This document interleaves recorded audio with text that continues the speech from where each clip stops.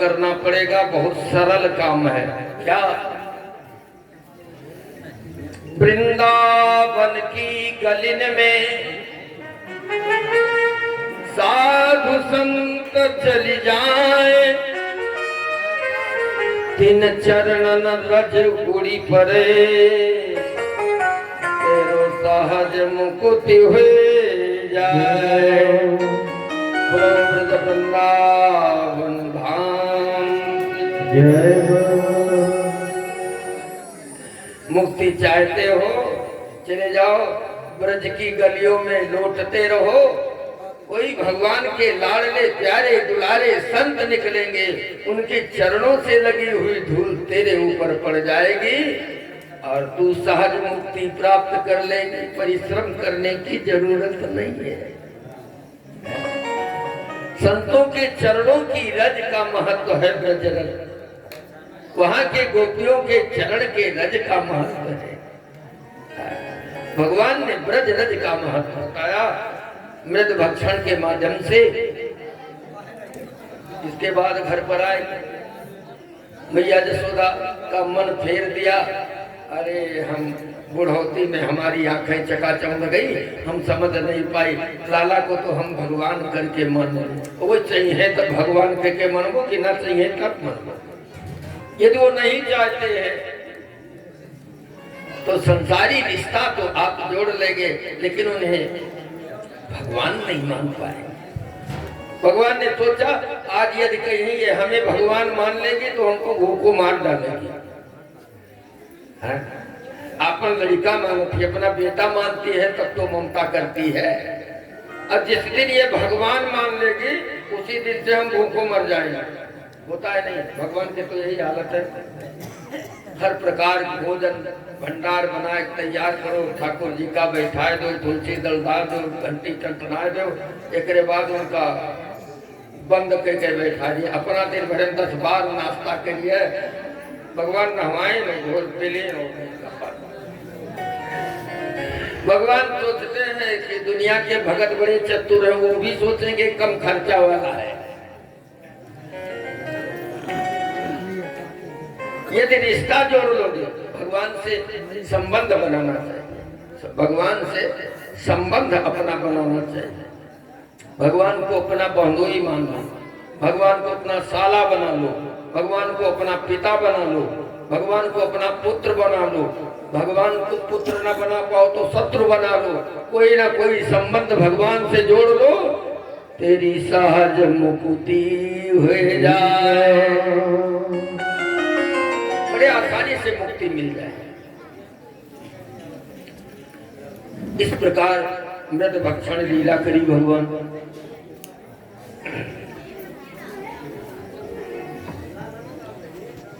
सर्वतो भावेन उनका कल्याण करें। ये बड़े सौभाग्य की बात है कि कितने कितनी दूर से लोग कथा का नाम सुनकर चले आ रहे हैं। हम भी बड़भागी हैं।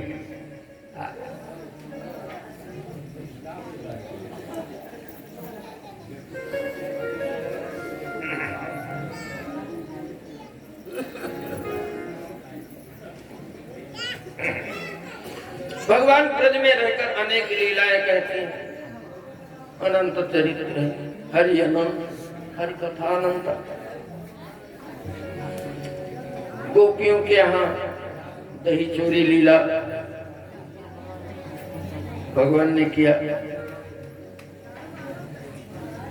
केवल गोपियों का प्रेम रखने के लिए, उनको प्रसाद देने के लिए मृद भक्षण लीला किया। यही कार्तिक का महीना था। एक दिन गर्ग बाबा आए गए थे, सांडल भी बुलाए गए। अब गुरु जी का पदार्पण हुआ तो कुछ होना चाहिए। बोले क्या हो? कहा बाबा हमारे यहाँ तो कोई खेती बाड़ी का काम है नहीं, नौकरी चाकरी तो होती नहीं, हमारे यहाँ केवल एक धंधा है, गौपालन। तो जैसे हम लोग अपने बच्चे को विद्यारंभ का मुहूर्त ढूंढते हैं विद्यालय में नाम लिखाने के लिए, उसी प्रकार से सभी गोपों ने मिलकर के गुरु जी से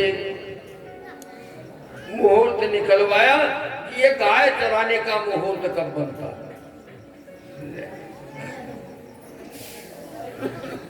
हमरे यहाँ कोई माने गाय चरावे मुहूर्त है।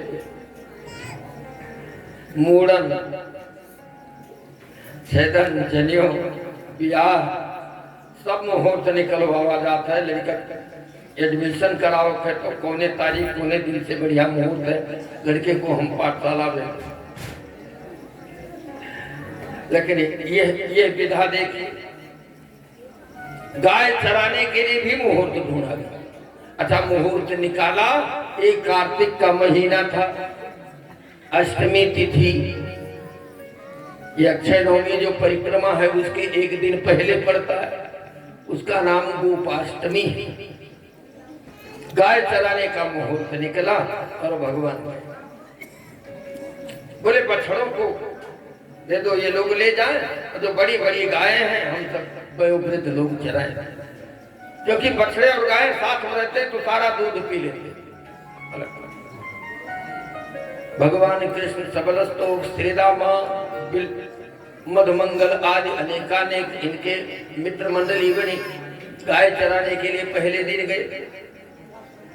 अब उस दिन एक बकासुर नाम, वत्सासुर नाम का दैत्य था जो कंस का मित्र। जा रहे थे, रास्ते में तो बछड़ा बनकर आया था, और जितने बछड़े रहे सबको सिंगियावे परेशान किए रहे। दौआ जी पहचान गए ये है राक्षस, बछड़ा नहीं है, और उसको पकड़ करके एक कैथा के जड़ पर पटका तो तत्काल मुक्त को प्राप्त कर गया। बोलो बत्सासुर मर्दन भगवान की जय हो, बलराम जी महाराज की जय हो। सब बच्चे, और जब वो मरा तो मरती बार अपना असली रूप दिखाया। सब बच्चे डर गए, अपने अपने घर आए। बोले आज दौआ जी ने तो एक बछड़े के रूप में राक्षस था, उसे मारा। लोगों ने कहा बलराम जी ने नहीं मारा, ये ब्राह्मणों के, प्रजाओं के, संतों के आशीर्वाद से वो अपने आप मर गया। फिर कुछ दिवस बीता, एक दिन जा रहे थे तो ये जो बकी रही नहीं, पूतना, पूतना के भाई का नाम था बकासुर। जिस दिन पूतना मारी गई उसी दिन से वो निगाह चढ़ाए रहा कि वो कनुआ हमारे सामने पड़ जाए तो उसे मारे। बड़ा भयानक बगुला का स्वरूप बनाकर और आया, रास्ते में बैठा।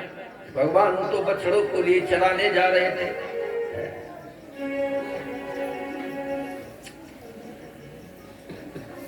बकासुर पहुंचा, अब भगवान को मुंह बाया और गट से मुंह में कर। अब ग्वाल बाल जितने परेशान है, भगवान मेरे करुआ को तो एक बगुला निकल गया था। वो राक्षस बगुला थोड़ू रहा, बगुला का रूप था। सब परेशान, लेकिन जब भक्त भगवान के लिए परेशान होते हैं तो भगवान तत्काल उनके भ्रम का निवारण कर देते। तंताल मूलम प्रदहन्ति मग्निमः गोपाल सूनुम पितरम जगद गुरु। अंदर गए तो तरुआ में मालूम हुआ जैसे अंगार भरे हो, मुंह जरा जा रहा। अब न नीचे जाए, न ऊपर आवे, न उगिल पावे और न निकल पावे, न उगिल पावे न लील पावे। अब गटाई में आंखें निकली आ रही हैं, किसी प्रकार ढक जा। भगवान बाहर आए, ग्वाल बाल बड़े प्रसन्न हुए, मेरा कनुआ बच गया। तो तुंडेन प्राहर, फिर वो चोंचों का प्रहार करने लगा भगवान। और भगवान ने बाएं हाथ से नीचे का अधर और ऊपर का चोंच पकड़ा और चच्छर चीर कर फेंक दिया। बोलो बकासुर मर्दन भगवान की जय हो। साथ साथ में समझाते हैं। एक दिन सुबह सुबह मैया ने कहा लाला जाओ बछड़े चराने के लिए। अच्छा, माताएं बड़ी भोली होती है, बच्चे के प्रति इतनी ममता होती है कि भैया किसी समय भूखे न दिखाई दे। मैया और जोइया, मैया निहारे पेटवा और जोइया निहारे पेटवा। माँ की ममता बच्चे के प्रति बहुत, कुछ न कुछ दिया होगा गाय चराने के लिए।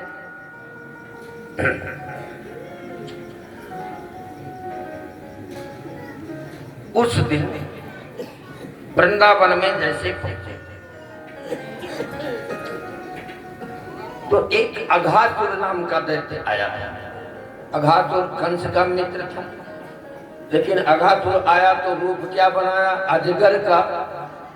इतना बृहद अजगर है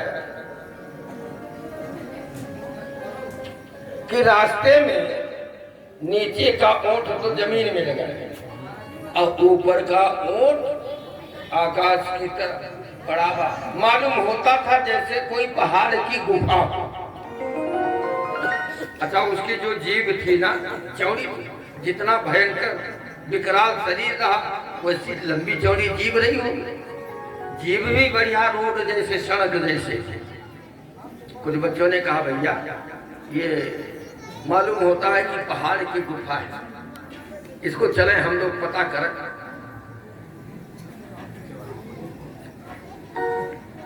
अपना जो भोजन था ना वही कहीं पेड़ की शाखाओं पर टांग दिया और बाहर निकले। अंदर जा रहे हैं, एक ने कहा भैया इसमें से तो गरम गरम हवा आ रही है। वो लंबा सांस ले, अधिक अधिक बोले इसमें से तो गरम गरम हवा आ रही है। जानते हो, अरे पहाड़ की गुफा है, महात्मा लोग बैठे अपना प्राणायाम साधना कर, अब एक साथ छोड़ते होंगे तो गरम गरम हवा है। एक ने कहा इसमें बदबू भी आ रही है भैया। बोले महात्मा लोगों को अपने शरीर का पता नहीं होता है, कोई जानवर आया होगा मर गया उनके आसपास में बैठे बैठे सड़ रहा है, उसकी दुर्गंध आ रही है। एक ने कहा नहीं, चलो अंदर घुस के पता कर। अब जितने ग्वाल बाल रहे सब उस अजगर के मुंह में प्रवेश किया। जीभ चौड़ी थी, सड़क जैसे, मालूम होता था जैसे कोई गद्दा बिछाया। जीभ में हड्डी तो नहीं होती ना, होती जीभ में हड्डी होती है नहीं होती। मुलायम बनाया है इसलिए कि इससे कठोर बात न बोलो, जीभ तुम्हारी कह रही है। जीभ कड़ी नहीं है क्यों,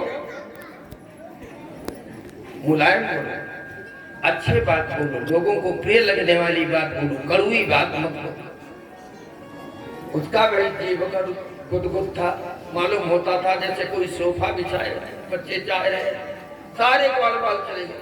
भगवान ने सोचा ये इन लोग बैधा लोगों को देखो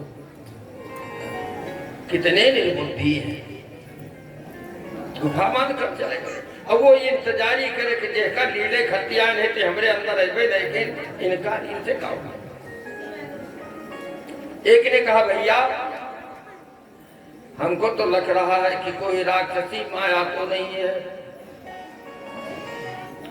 कुछ बच्चों ने कहा भैया हमें कोई चिंता नहीं है। क्यों, हमारे साथ श्री जगन्नाथ को किस बात की चिंता।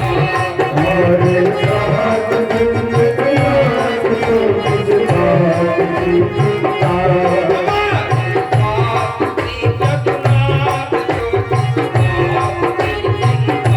हमारे साथ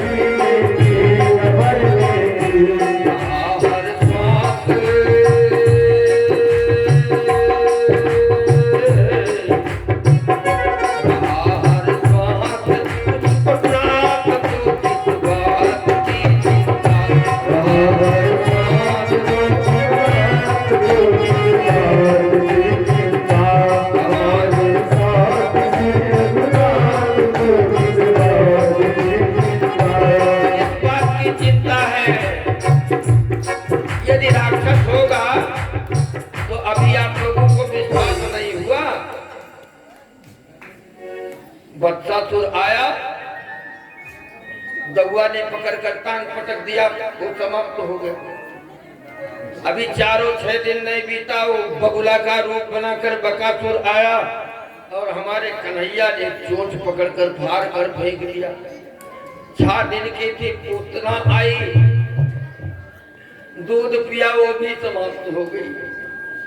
तो हमारे साथ यदि परमात्मा है तो किस बात की चिंता, न खाने की, न पीने की, न जीने की, न मरने की। अंदर चलो। अच्छा, जिसका इतना बड़ा विश्वास होगा, ये अघासुर कौन है? अघ माने पाप होता है। यदि भगवान को अपने हृदय में विश्वास पूर्वक बैठाए हुए हैं तो पाप करने जाओगे, उस पाप का पेट फाड़ कर तुमको निकाल लेंगे। गीता में भगवान कहते हैं, अपिचेत दुराचारो भजते मामनन्य भाग साधुरेव समन्तव्यः सम्यक् व्यवसितो हि सः।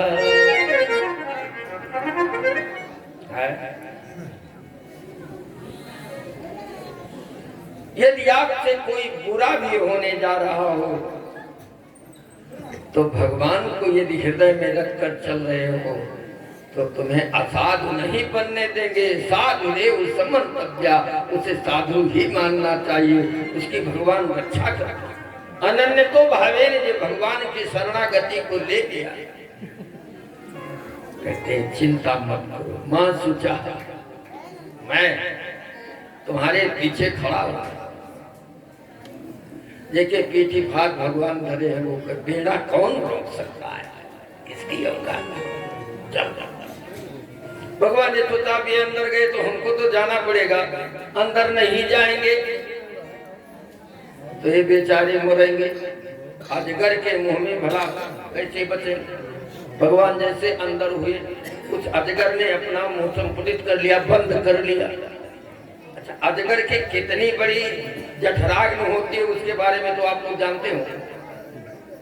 अब मनइयो जानवर तो छोड़ दो, अजगर तो लंबा सांस से जो कुछ खींच लेता है अंदर सब पचा देता है। ये बच्चे तो कोमल है।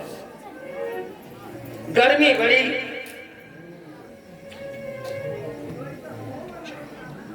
कन्हैया बचाओ, अंदर ही अपने सब तीर लगा। भगवान ने अपना रूप बढ़ाया और अजगर का पेट फट गया। उसमें से जैसे कहीं भंडार हो ना चींटियों का, और वो फूट जाए, घुर घुर घुर घुर निकले, ऐसे सारे ग्वाल बाल बाहर आ गए। अजगर के उस प्रखर गर्मी के कारण सब मूर्छित बाहर गिर गए। बोलो अघासुर मर्दन भगवान की जय हो।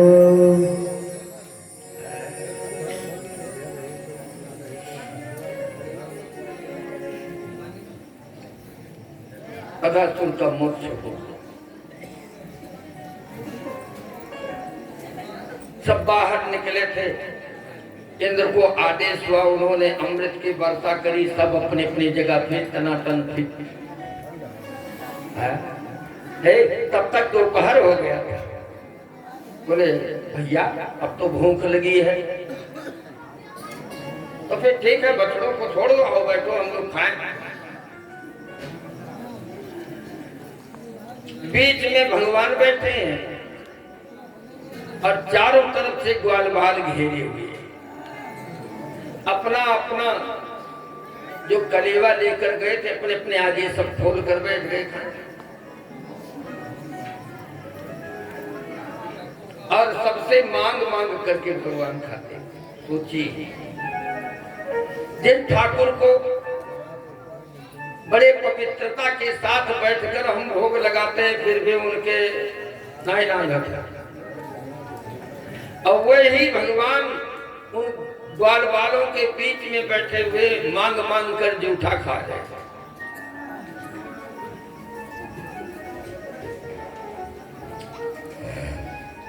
श्रीदामा नाम का एक गोपाल था,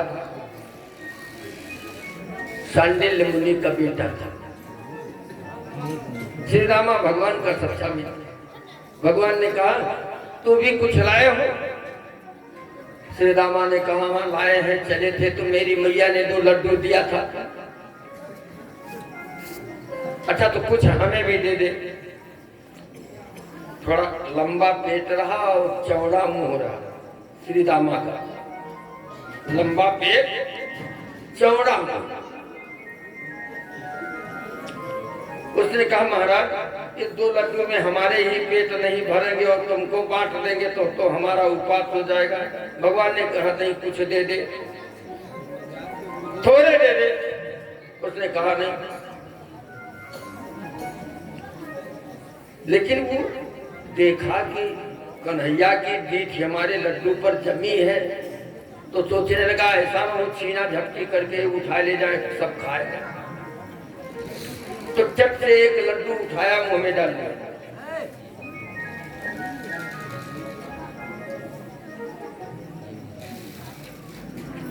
भगवान ने कहा नहीं दोगे? कहा अरे हमारा जूठा है।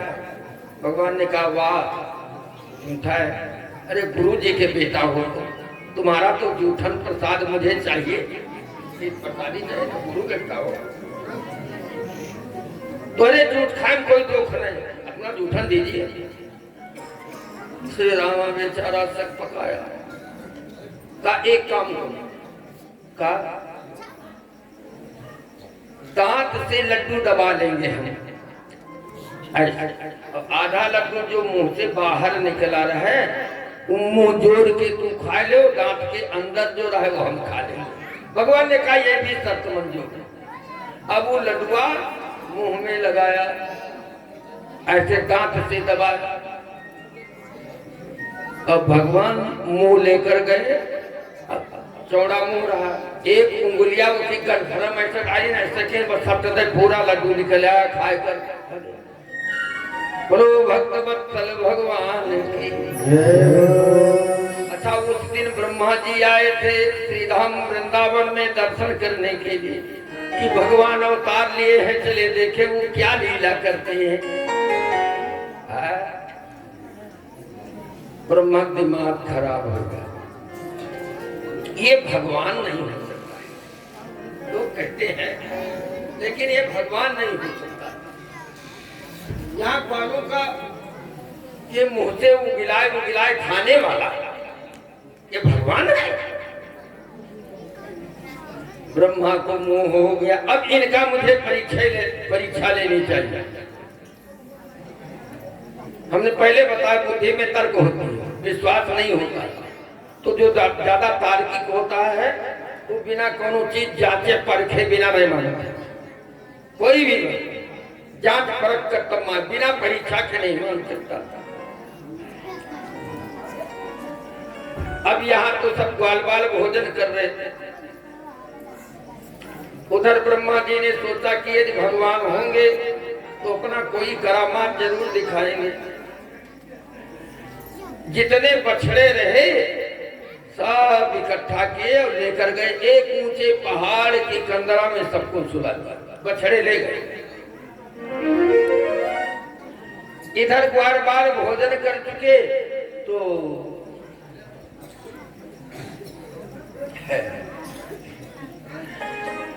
भगवान ने कहा एक काम करो, तुम लोग अभी कुछ लोग खाए हो कुछ नहीं खाए हो, भोजन करो, हम जाकर बछड़ों को देख ले। अब भगवान बछड़ों की तरफ गए तो वो तो ब्रह्मा बाबा ले गए।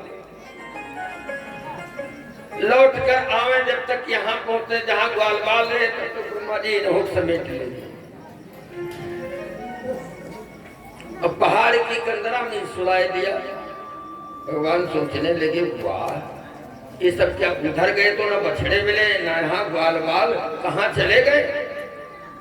ध्यान किया तो पता चला ये ब्रह्मा बाबा की करतूत है। अच्छा बाबा हमारे नागे पैदा हुए हमें सिखावत। वाह क्या कहना है। भगवान ने अपनी वैष्णवी माया का विस्तार किया और जितने बछड़े ब्रह्मा लेकर गए थे उतने रूप भगवान ने अपना बना लिया। यावत वत्स पवत्स काल्पक वपुर यावद विहारादिकम यावत वत्स पवत्स काल्पक वपुर यावद विहारादिकम। जितने बछड़े जिस रंग के थे उस रूप में भगवान बना, जितने ग्वाल बाल गायब हुए थे उतना ही भगवान रूप बना लिए। ये जौने रंग रहा, जौने रंग कपड़ा पहने रहा, जिस प्रकार जो डंडा लिए था, जिसके जैसी आंखें थी, सब कुछ भगवान बने। डंडा भी भगवान, कपड़ा भी भगवान, और जितने ग्वाल बाल गायब हुए थे उतना वो रूप भी भगवान का है। सर्वस्वरूपो बभू, सारा रूप धारण कर।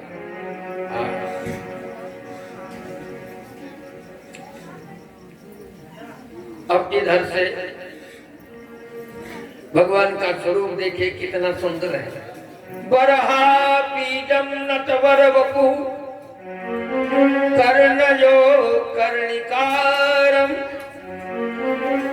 बिभ्रदवासः कनक कपिशम वैजयंतीं च मालां रन्नान् वेणुरधर सुधया पूरयन् गोपवृन्दैः वृन्दारण्यं सुपदरमणं प्रविशत गीत कीर्ति। भगवान सिर पर मोर का पंख लगाए, पीतांबरी धारण किए,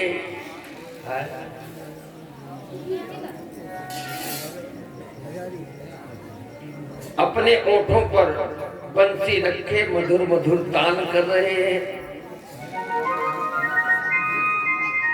कान में कनेर का फूल रख लिए हैं, मालूम होता तपाया हुआ सोने का कुंडल है।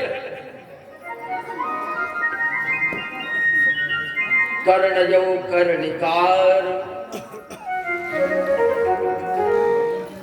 गले में भगवान के वैजयंती माला पड़ी हुई है। रंध्रान वेणुरधर सुधया गोपवृंदै,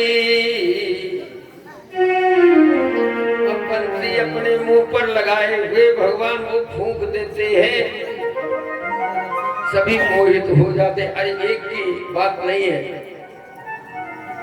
चर अचर जितने प्राणी हैं सब भगवान के उस बंसी के ध्वनि को सुनकर मोहित हो जाते हैं। सारा दिन बीता है, शाम के समय बछड़ों के सहित और ग्वाल बालों के आ रहे हैं। वृंदारण्यम स्वपद रमणम प्राविशद गीत कीर्ति, लेकिन वह ग्वाल बाल कैसे रहते हैं? बछड़ों के बीच में और ग्वालों से घिरे हुए कन्हैया, लेकिन वैसे नहीं चलते हैं। भगवान के कीर्ति का गान करते हुए, गीत कीर्ति प्राविशद, भगवान के कीर्ति का गान करते हुए, भगवान के कीर्तन करते हुए वो वृंदावन से गोकुला में आ रहे हैं।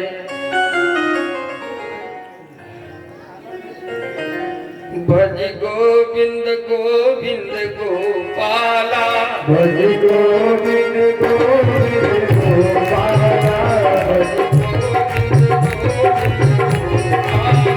भज गोविंद गोविंद गोपाला, मुरली मनोहर नंदलाला, मुरली मनोहर नंदलाला,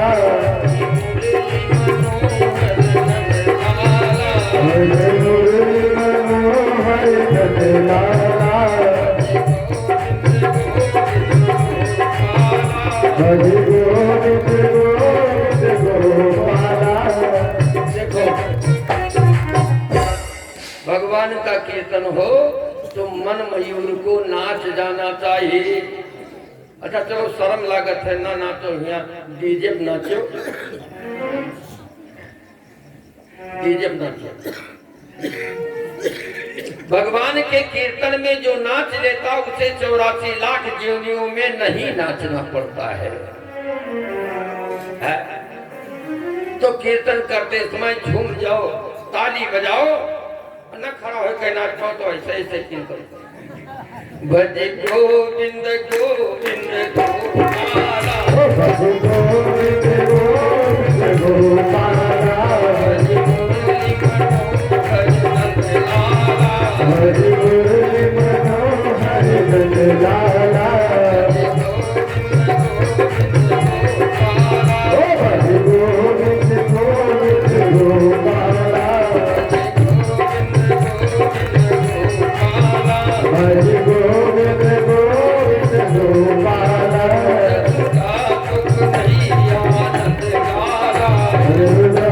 कन्हैया नंद लाला, चलैया गोपाला, चलैया